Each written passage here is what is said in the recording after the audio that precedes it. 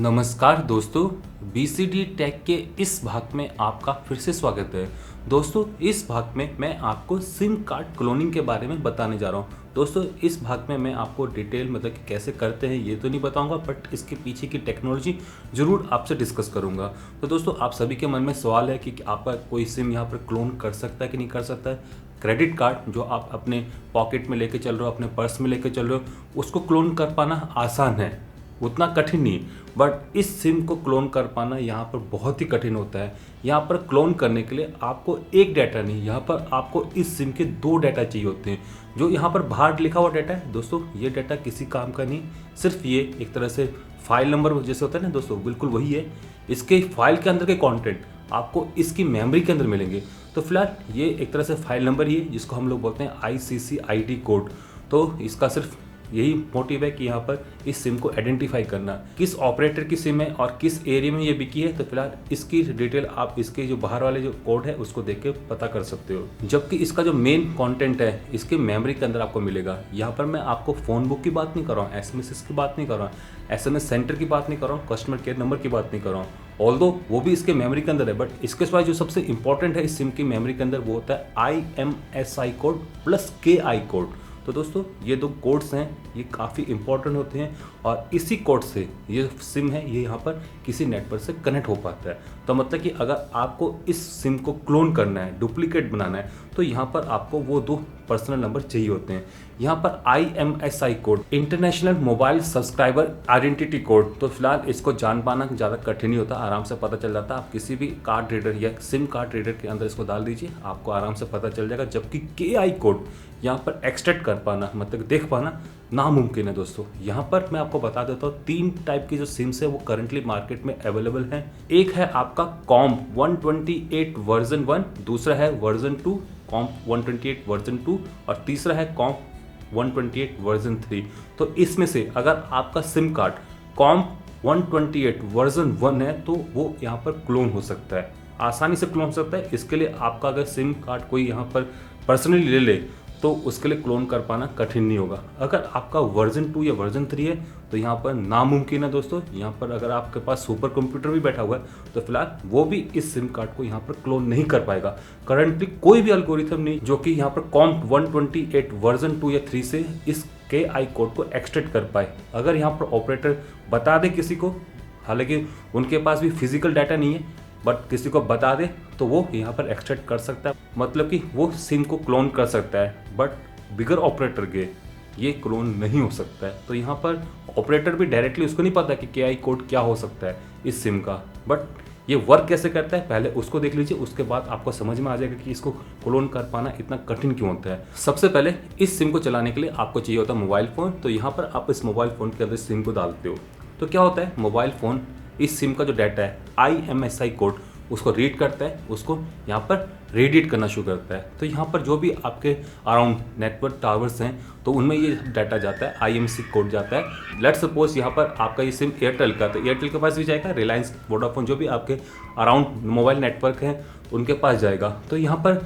आपको पता है क्योंकि ये डाटाबेस है, फाइल नंबर ICC-ID कोड के हिसाब से ये सिम एयरटेल की सिम है, तो फिलहाल एयरटेल पे वो IMSI नंबर मैच कर जाएगा। जबकि रिलायंस वोडाफोन पर वो मैच नहीं करेगा, तो ऑब्वियसली रिलायंस वोडाफोन तो पिक्चर में आएंगे ही नहीं। अब एयरटेल, उसको भी वेरीफाई करना है कि ये ओरिजिनल सिम है। तो यहाँ पर क्या करता है, एयरटेल एक रैंडम नंबर जनरेट करता है, आर्बिटरी कोई नंबर जनरेट करता है, उसको इनक्रिप्ट करता है एक की के थ्रू। तो वो की क्या है मैं आपको बाद में बताता हूँ। उस की के थ्रू वो नंबर चेंज हो जाता है दूसरे नंबर में और वो नंबर जाता है आपके मोबाइल फ़ोन के अंदर। अब आपका मोबाइल फ़ोन डायरेक्ट जो उसका प्रोसेसर है, CPU है क्वालकॉम का स्नैपड्रैगन, वो उसको प्रोसेस नहीं करता है। वो क्या करता है, उस नंबर को डायरेक्टली सिम में भेजता है और सिम के अंदर जाके दोस्तों वो नंबर प्रोसेस होता है। मतलब कि आपके मोबाइल फ़ोन के अंदर भी नहीं हो रहा, वो हो रहा है कहाँ, सिम के अंदर। तो वो जो आर्बिटरी जो नंबर आया है B, लेट्स सपोज A आपका रैंडम नंबर था, उसको यहाँ पर इंक्रिप्ट कर दिया गया एक की के थ्रू, बी में कन्वर्ट कर दिया गया और वो B नंबर आपका सिम पर पहुंचा। तो सिम क्या करेगा, उस B नंबर को डी इंक्रिप्ट करेगा। कैसे, एक इसके अंदर पड़ी हुई KI कोड एक इंक्रिप्शन की पड़ी हुई है, उससे उसको डी इंक्रिप्ट करेगा और वो नंबर जैसे कन्वर्ट होगा और वापस उस सिम मोबाइल फ़ोन पर आएगा और यहाँ पर मोबाइल फ़ोन के जो एंटीनास है उससे रेडिएट हो जाएगा और यहाँ पर वापस एयरटेल के पास हो जाएगा। अब एयरटेल मैच करेगा जो उसने रैंडम नंबर जनरेट किया था ए और जो मोबाइल फ़ोन से डी इंक्रिप्ट होकर आया है वो नंबर, अगर दोनों सेम है मतलब कि ये सिम ओरिजिनल है और इस फ़ोन के अंदर पड़ी हुई है, तो फिलहाल वो अब सिग्नल दे देगा इस मोबाइल फ़ोन को।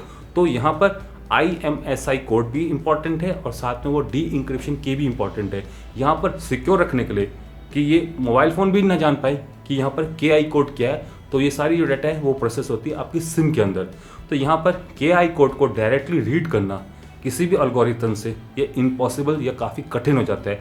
अगर आपके पास कॉम 128 वर्जन 1 का सिम कार्ड है, हालांकि इसको ढूंढ पाना अब बहुत मुश्किल हो चुका है। अब रियरली आपको जैसे कि BSNL रिलायंस के जो CDMA वाले फ़ोन है मतलब उन फ़ोन्स के अंदर आपको देखने को मिल जाएगा, बट यहाँ पर CDMA फ़ोन में तो टेक्नोलॉजी बिल्कुल डिफरेंट है। वहाँ पर IMSI कोड नहीं होता है, वहाँ पर ESN नंबर होते हैं, तो वहाँ पर आप छोड़ दीजिए क्योंकि वहाँ पर क्लोन कर पाना थोड़ा आसान होता है as compare to this.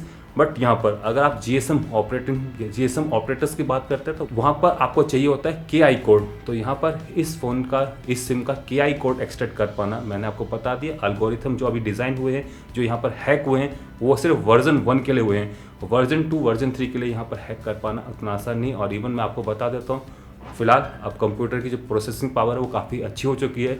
Although पहले भी हम लोग इसको डी इंक्रिप्ट कर पाते थे, KI कोड को यहाँ पर हम लोग एक्सट्रैक्ट कर पाते थे। यहाँ पर एल्गोरिथम क्या करता है, एक यहाँ पर आर्बिटरी जो रैंडम नंबर B जनरेट होकर आता था ना दोस्तों, A B में कन्वर्ट हुआ, तो B नंबर यहाँ पर आता था, उसको इसके अंदर भेजा जाता है, उसको वापस एनालिसिस की जाती है कि वो B नंबर कैसे कन्वर्ट होकर वापस आता है।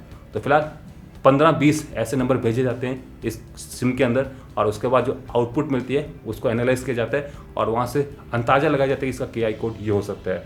तो फिलहाल इस एल्गोरिथम मतलब यहाँ पर 8-3 एल्गोरिथम है जिसके जरिए यहाँ पर KI कोड को एक्सट्रैक्ट किया जाता है। बट दोस्तों मैं आपको बता चुका हूँ करके कि इतना आसान नहीं है। पुरानी सिम्स हैं, वर्जन 1 सिम है तो वहाँ पर पॉसिबल है, बट यहाँ पर अगर आपके फ़ोन के अंदर या आपके पास जो सिम है वो यहाँ पर एडवांस वर्जन वाली नई वर्जन वाली 3G 4G नेटवर्क से कनेक्ट करने वाली 128 किलोबाइट मेमोरी वाली 256 किलोबाइट मेमोरी वाली अगर हैं तो उस केस में इम्पॉसिबल है, छोड़ दीजिए। मैजिक सिम जो यहाँ पर एक डोंगल आती है, यहाँ पर एक कार्ड आता है, तो फिलहाल छोड़ दीजिए इसको खरीदना क्योंकि आप इस सिम का जो KI कोड अगर नहीं मिला तो वो आपके यहाँ पर कॉपी भी नहीं हो पाएगा नई सिम के अंदर।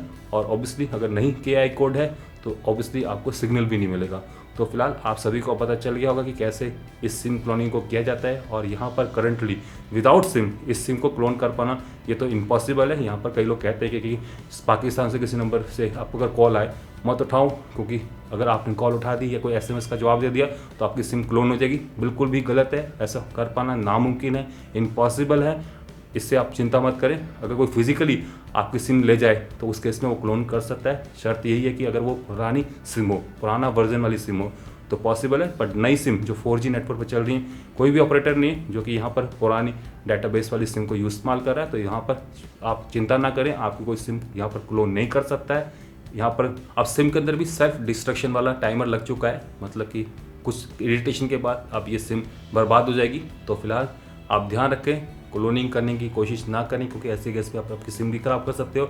और इवन यहाँ पर अगर आप अपनी सिम को क्लोन कर रहे हो तो वो भी इलीगल है। तो फिलहाल थोड़ा सा सावधानी बरतें, मत इस्तेमाल करें ऐसी चीज़ों को।